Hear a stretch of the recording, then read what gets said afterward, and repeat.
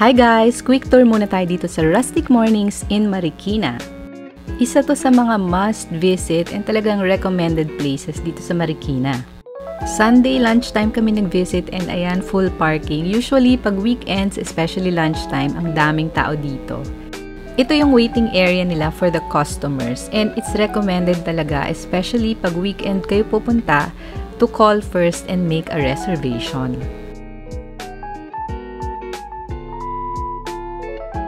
As you can see, maganda talaga dito sa place na to and marami talagang pumupunta dito kasi masarap din yung food nila. Napansin ko yung mga guests, nagpapapicture sila dito sa wall na to kaya nagpapicture din kami.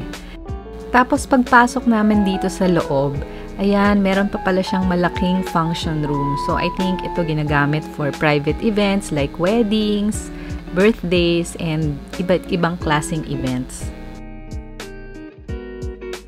If you've been to Rustic Mornings before, baka magtaka kayo kasi parang iba tong nakikita nyo sa videos.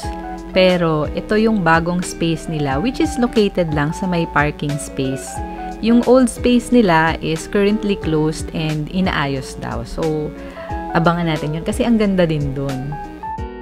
So guys, ito naman yung mga food namin. So, salad, syempre start with healthy, tapos pork tocino, and then, nag-order din ako ng drink, yung Super Sunrise. Ang sarap, guys. For the full list of menu and the prices, visit the website rusticmornings.com. Thanks for watching this video. Please like and subscribe. God bless you!